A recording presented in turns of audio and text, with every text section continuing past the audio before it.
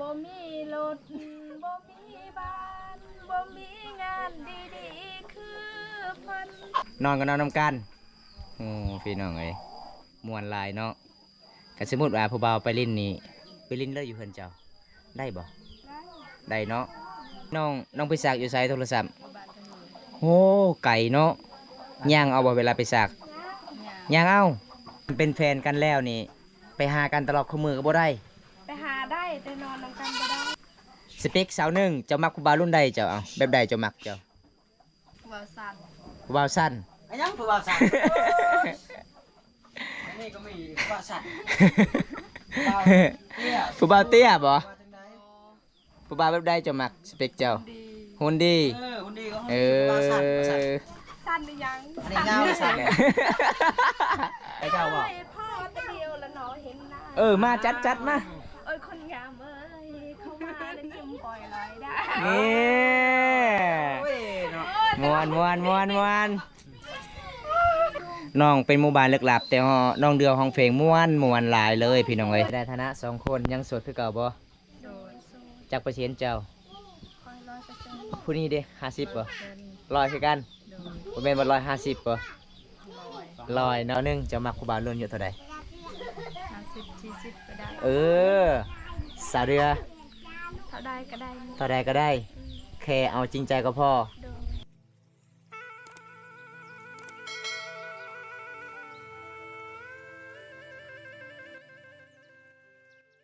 โอ้ยมาเมื่อนี้มีแต่ผู้สาวบ่สบาย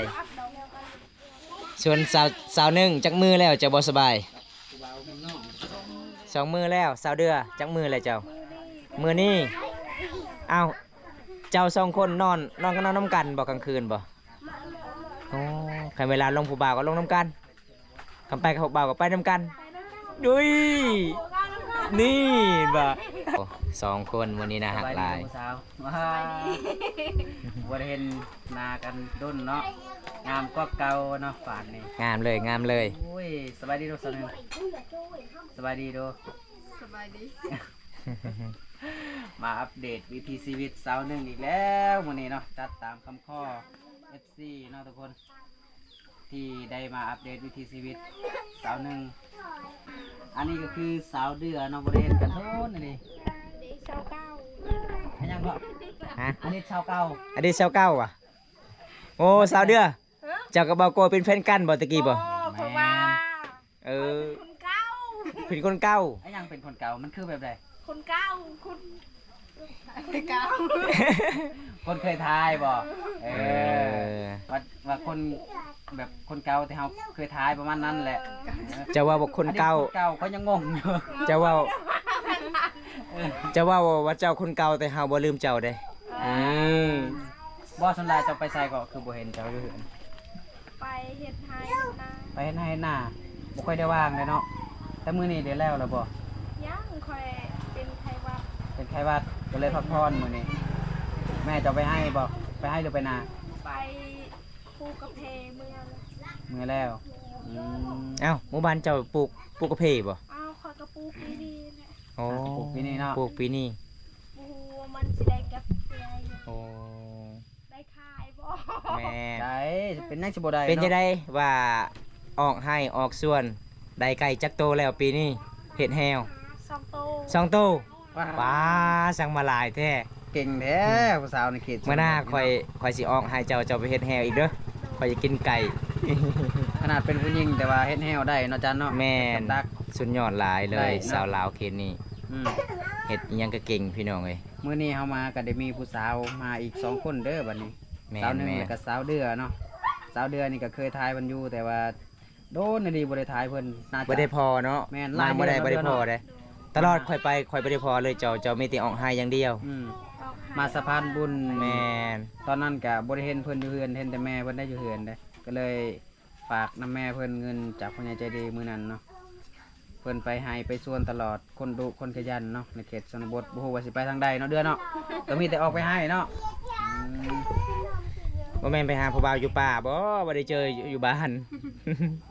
เป็นได้ฐานะเดี๋ยวนี้นะฐานะโสดปีเป็นจะได้หนุ่มไทยมายิ้มยามมื้อนั้นถึกใจบ่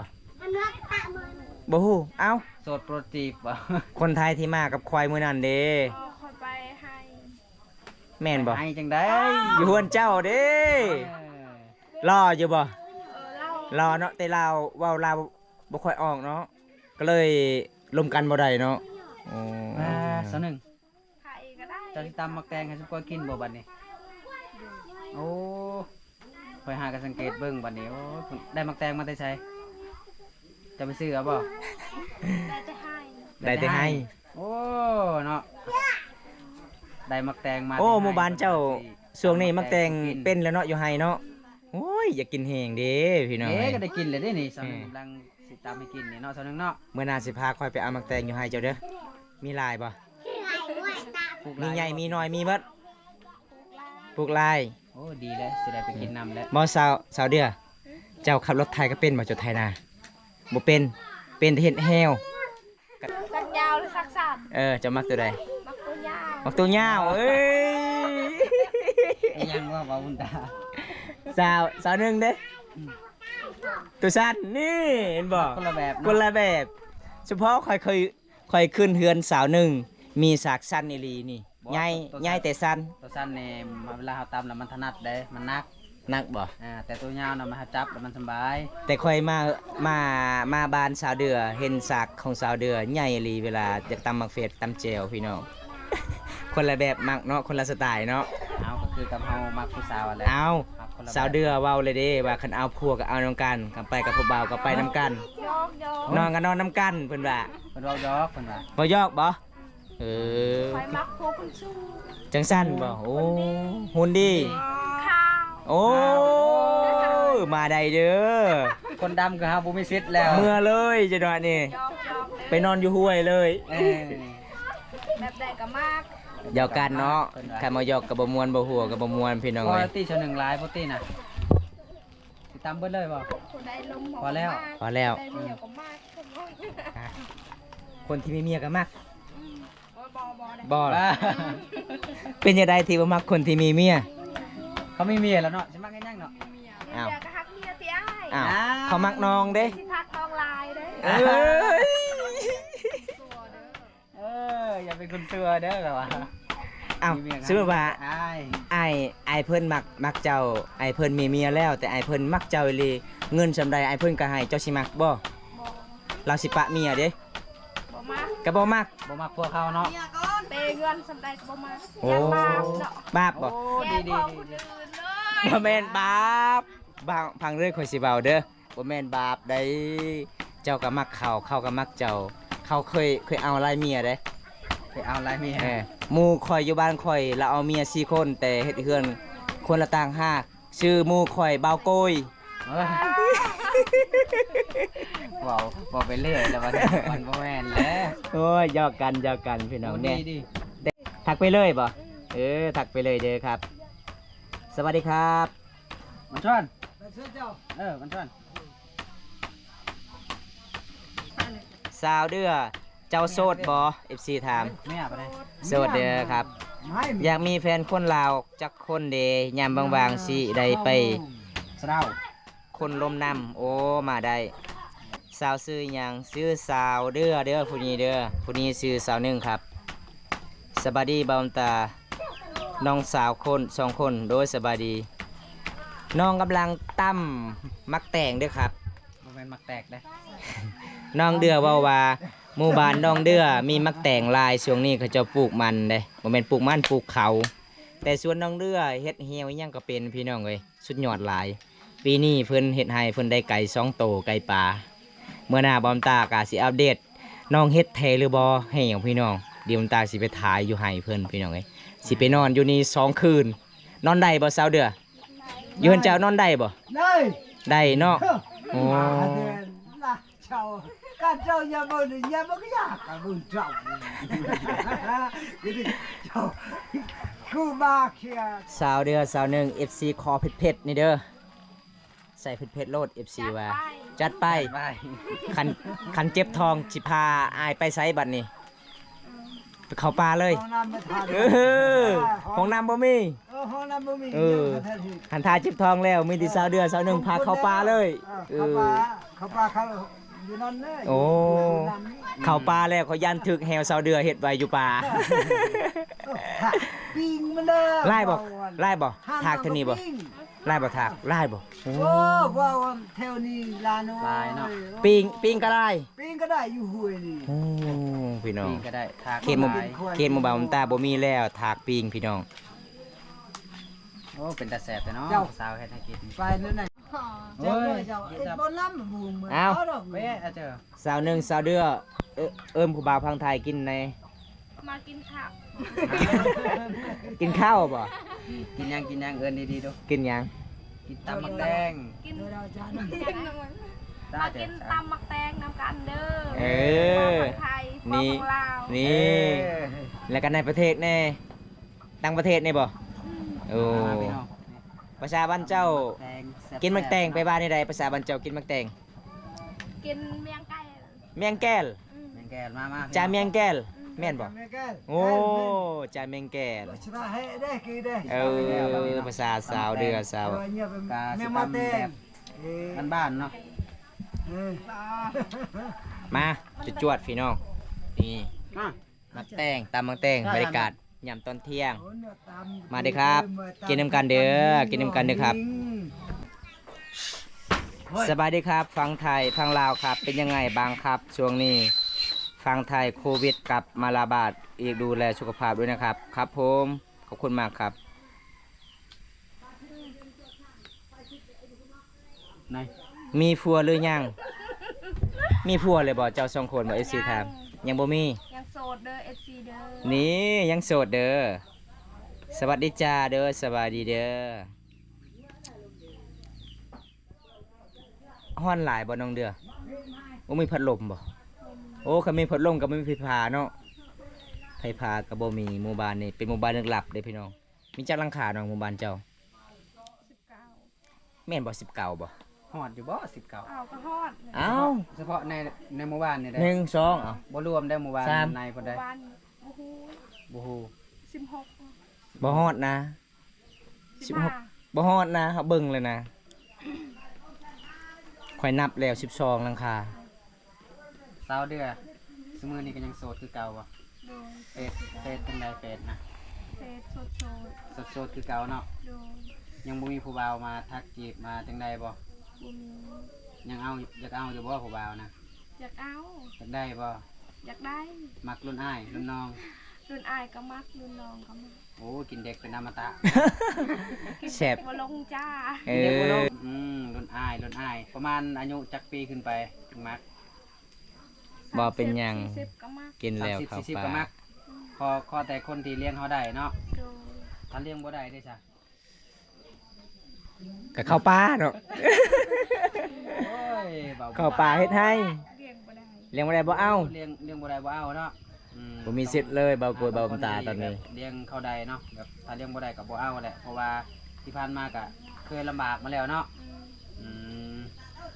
เคยลำบากที่แบบดิ้นรน ลำบา ด้ ก วย ทุก ตัว อ เอย่าง ง ก็อยู่ได้ แต่ว่า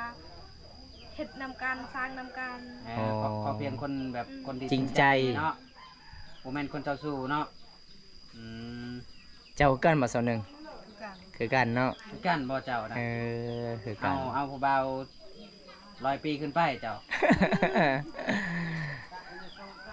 ปีก็เอาแล้วถูกใจ เออ มันบ่สำคัญเรื่องอายุ โอ้บ่สำคัญเนาะ สำคัญที่สุดแม่นหยังสำคัญที่สุด สำคัญที่สุดก็คือใจเฮามัก เออ สำคัญที่สุด เรื่องอายุบ่จำกัดเลย เนาะเรื่องอายุบ่สำคัญ หลังจากที่กินตำแล้วสิไปเฮ็ดหยังต่อบัดนี้ซะหนึงเวียกของเจ้า กินข้าว นึ่งข้าวบ่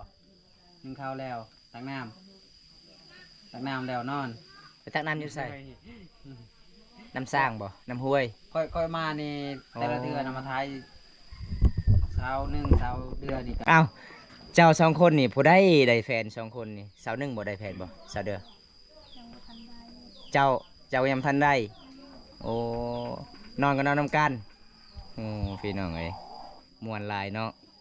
ก็สมมุติว่าผู้บ่าวไปลิ้นนี่ไปลิ้นเลยอยู่เพิ่นเจ้าได้บ่ ได้ ได้เนาะหมู่บ้านเจ้าบ่มีไฟฟ้าเนาะน้องเนาะ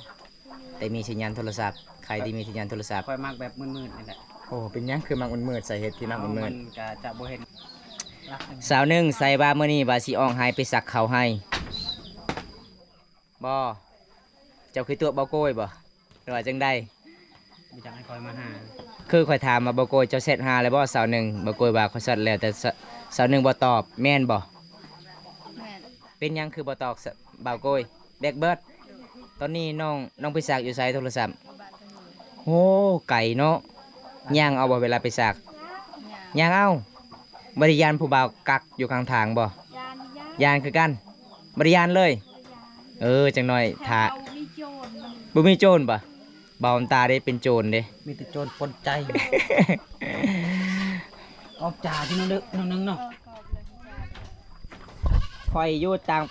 ประเทศมานอนเฮือนสาวๆได้บ่ได้ยินอยู่บ่สาวเดือ FC ถาม FC อยู่ต่างประเทศ FC ขอนอนอยู่เฮือนเจ้าได้บ่ บัชนวนนอนอยู่นอนคอย เออได้บ่ ได้ นอนได้ แต่นอนนำกันบ่ได้เด้อ ห่วย จะมาคอยนอนความบ่ได้บ่ ก็ซึ่งว่าเจ้ามักคอยมักเจ้าเด้ ได้จ้ะนอนบ่ได้ น้ แต่งคิดคองแล้วนอนได้ ำจังสั้นบ่โอ้ อยู่บ้านคอยแบบนั้น แบบนั้นคันเป็นแฟนกันแล้วนี่ ไปหากันตลอดคู่มือก็บ่ได้ ไปหาได้แต่นอนนำกันบ่ได้ ไปหาได้ชุดว่าข่อยบ้านไก่เด้ข่อยสิเมื่อข่อยสิยานได้บัดนี้ข่อยสินอนอยู่ไสบัดนี้ นอนอยู่เพื่อนนอนคนละห้อง โอ้นอนคนละห้องเนาะนอนใดเนาะอืมแสดงว่าผู้บ่าวมาแต่ไกลเวลายานเมื่อกลางคืนก็นอนได้เนาะ คอยแล้วตั้งกะ นี่พี่น้องวิถีชีวิตสาวลาวหมู่บ้านนี่ม่วนหลายได้หยอกกันม่วนกันพี่น้องเอ้ย ยาก ความหมายบ่แม่นนอนนำกันแม่น 3 โคกเลย แม่นอายสัญญงบ่แม่นนอนนำกันแบบมาเยี่ยมมายามน้องก็อยากนอนหมู่บ้านก็ได้ เวลาเฮาเมื่อก็มันค่ำเห็นบ่ ซอยกันอยากเอาครัวก็เอาน้ำกัน แม่นบ่ เออ อ้าวสเปคสาวหนึ่งเจ้ามักผู้บ่าวรุ่นใดเจ้าเอาแบบใดเจ้ามักเจ้าฮะ กระดาษด้วยแต่ ผู้บ่าวแบบใด ว่าสั่น ผู้บ่าวสั้น ไอ้ยังผู้บ่าวสั่นอันนี้ก็มีผู้บ่าวสั่น ผู้บ่าวเตี้ยบ่ ว่าจังได๋ ผู้บ่าวแบบใดเจ้ามักสเปคเจ้า ดี หุ่นดี คนดีก็ เอ ผู้บ่าวสั่น อ สั่นหรือยัง อันนี้ยาวสั่น ตายโลดบ่โกยนี่ บ่เราว่าผู้บ่าวสั่นเขาจะงงอยู่ ไม่ยั่งรวยจาอีกโดยละ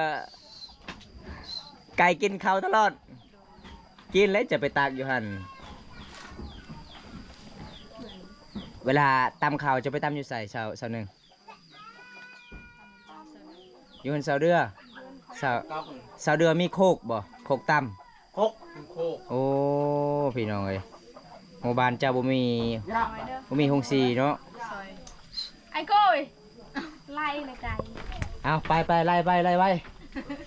เห็นบ่เพื่อนสารเพื่อนประมาณสำนี้พี่น้องแต่สาวลาวที่นี่ก็ใจดีหลายๆคนเด้ม่วนหลายหยอกกันสบายดีครับ ให้ชาวห้องเพลงให้ฟังนะครับ เป็นยัง FC ให้เจ้าห้องเพลง FC จะกดให้ชิปเปอร์เตงให้ซื้อขนม ต้องเพลงเหรอ เพลงยังจัดมาเลย น้องถามว่าเพลงยังให้น้องห้อง เพลงยังเพลงหวานเพลง เพลงยังเดี๋ยวสิถาม FC ก่อนถ้าเป็นแฟนอ้ายบ่ปฏิเสธโอ้แม่นบ่อาสมยงเพลงยังน้องครับน้องสิห้องเด้อเพลงยังเนาะเพลงยังจะห้องเป็น เพลงยังกับเป็นรับตกไหว้ เจ้าชีลำตรงไว้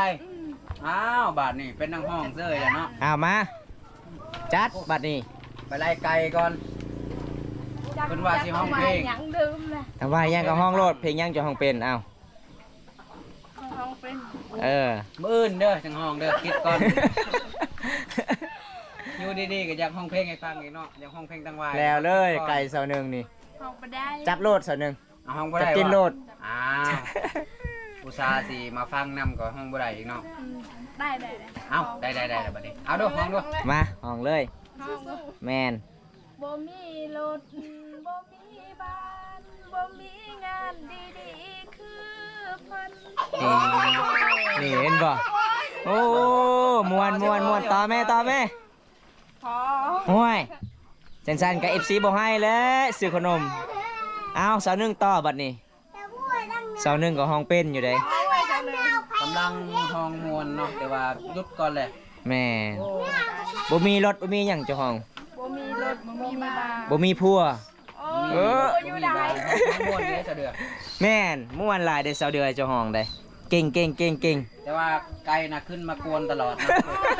ไล่ทำได้กับบ่ลงตะเกือลงแล้วก็ขึ้นมาลงแล้วขึ้ เบิ่ง น นี่ มา พี่น้อง ทุกคนเลย ไก่โอ้ยขึ้นตลอดเลย ไก่ไผ่สาวหนึ่งไก่เจ้าบ่ พ่อตะเดียวละเนาะเห็นหน้า เออมาจัดมา เอ้ยคนงามเอ้ยเข้ามาแล้วยิ้มปล่อยลอยได้ นี่ โอ้ยเนาะ ม่วน สาวเดือด ต่อเลยสาวเดือย มาห้องเพลงให้ฟังอีก บ่ มื้อนี้ อยา เนาะ กต่อเลย บ่อยากต่อ นั่น อ้าวเป็นหยังคือบ่อยากต่อ สำนัน เจ้าสิให้แล้ว บ่ ห้องโบราณเนาะอืม โอ้ยไก่ ต้องได้เบิ่งไก่ตลอดเพราะว่าไก่มันขึ้นตลอด เบิ่งนี่ไก่เข้ารบกวนตลอดเลย ให้มันกินซะให้มันกินอิ่มซะปอดมาสิใหญ่ซำใด ไก่ก็ไก่เองเนาะ ไก่เจ้าบ่ บ่อ้าว คันไก่เจ้าน่ะเขาสิจับได้จับแล้วมาคั่วกินเนาะเฮ้ยได้การซะเพราะว่าไก่มั ลีดอนรวงเลยเหรอ ตลอดเลยนี่ โอ้ยมีช่วงอัน นี่น้องพบมาซอง โอ้ คอย โต เมื่ เล อย ย บัด แหละ เมื่อยยังไล่ไก่ ไก่ไก่ก็บ่ไป ได้ทำได้ก็บ่ไป เนาะ ห้องเพลงก็ใกล้บ่ไปจำวายก็ใกล้บ่ไป นี่พี่น้องเอ้ยเฮ็ดหยังครับ นางเล่นกับน้องสิห้องเพลงครับ น้องเป็นหมู่บ้านลึกลับ แต่น้องเดือห้องเพลงม่วนหลายเลยพี่น้องเอ้ยสุดยอดหลายเลยน้องห้องเพลงวันนี้มาเยี่ยมน้องว่าเอ้ยเมื่อยหลายไก่เบิ่งไก่ขึ้นรบกวนตลอดเป็นเข่าเขาเจ้าตากพี่น้องวันนี้ทางฮ้อนเนาะหมู่บ้านบ่มีไฟฟ้าบ่มีพัดลมพี่น้องบ่สาวหนึ่งสาวเดือผู้สาวที่ไปลมน้องตลอดผู้สาวเท่าใดมักไปหา ผู้บ่าว ผู้บ่าว สาวโอ้ โอ้ย สาวอยู่ ผู้สาวก็ผู้สาวแหละผู้บ่าว อืม เพราะว่ามาแต่ไส ตอนนี้บ่มี อ้าวตอนชุดเจ้านอนนำกันเลยเพราะว่ามาแต่ใช้ที่เวียดนามบ่หรือว่าจะใช้ แต่เวียดนามก็มา กะมาบ่น้องว่าน้องว่าได้บ่ภาษาเวียดนาม พอได้ อ้าวนั่นได้เขาว่าค่อยฮักเจ้าเด้ไปบ่ได้ภาษาเวียดนาม EON โอ้คันค่อยโสดเด้ไปว่าได้ รู้ โอ้นี่เก่งหลาย เอียว เออเก่งหลายเด้อพี่น้องสาวลาวเขตนี้เด้อภาษาเวียดนามก็เป็นห้องเพลงก็เป็นโสดบ่เด้แม่นโสดใส่เสื้อซ้อนลายตัวก็ฮ้อนละน้องนุ่มสกลว่าคือใส่เสื้อลายแท้น้องสองคนปลดออกแล้วไหมแกเลย แกได้บ่แกะบ่ได้เป็นหยังคือแกะบ่ได้มันฮ้อนลายเด้ห้องกดเอา เขาบอกให้โหดได้ นี่น้องๆก็สิออบพี่น้อง เวลาออกไห้ต้องเฮ็ดแบบนี้ตลอดบ่สินุ่งเสื้อจักสันเวลาออกไห้ ต้อง 2สันคือเก่าโอ้ก็ไปเวลาอยากไปถ่ายหั่นนะมันยากอหลี2สันนี่แล้วเลย เพื่อสิเข้าป่าหมู่บ้านบ่มีห้องน้ำอีก เอาก็เคย แล้วโอ้สาวหนึงสาวเดือมื้อนี้กลับกันเด้อ โดย เป็นจะได้ฐานะ2คนยังโสดคือเก่าบ่ โดยสู้ จักเปอร์เซ็นต์เจ้า คอย100% ผู้นี้เด้50บ่ร้อยคือกันบ่แม่นบ่150บ่ร้อยเนาะ มื้อนี้ขอขอบใจละลายๆเด้อที่ตำมักแต่งสู่อายกินเด้อเอาสาวหนึง FC ละลายๆคนขอเพจเจ้าคือเจ้าบ่ตอบ FC เป็นหยังน้อง เคยตกเลย ตอบบ่คันทาเขาเขียนหนังสืออ่านบ่เป็นเนาะต้องส่งเสียงเอาโอ้สาวเด้อเฟซเจ้าคือเก่าบ่ โดย โสดๆคือเก่า โคตรคือเก่า ภาษาลาวภาษาไทย ภาษาไทย ภาษาไทยเนาะคันทาย FC จากเส้น5กับเส้น5ได้ โดย คุยได้ คุยได้ สำคัญที่สุดที่ใจบ่จำกัดเรื่องอายุบ่เนาะนี่พี่น้องสาวลาวเขตนี้ม่วนหลายได้มาเยี่ยมมายามเพิ่นพี่น้องเอ้ยส่วนสาวหนึงจะมักครูบารุ่นอยู่เท่าใด 50 40ก็ได้ เออสาวเรือ เท่าใดก็ได้ เท่าใดก็ได้ แค่เอาจริงใจก็พอ โดย คันทายจะกินไก่มาหาเจ้าโลดแม่นบ่เจ้าเฮ็ดแฮวอยู่ป่าวะ แล้วก็เป็นเด้อ เฮ็ดแฮวก็เป็น ลังคือล ล้างจานก็เก่ง โอ้สุดยอดพี่น้อง บ่เป็นแต่แฮวพานแฮวกว้างเนาะคันแฮวนี่เฮ็ดได้บ่ เฮ็ดได้ นี่เฮ็ดได้เด้อพี่น้อง ให้ง่ายเนาะ ให้ง่ายบ่เป็นหยังคือง่ายฮะ เอา ความหมายว่าหยังคือง่าย เอาก็ง่ายเนาะ ตอนนี้ไอ้กับก็เดินน้องเด้อคลิปนี้ขอจบไว้ที่นี่ก่อนพี่น้องคลิปหน้าพบพอกันใหม่ขอกล่าวคำว่าสบายดีสวัสดีบ้านสวนบ๊ายบายเด้อ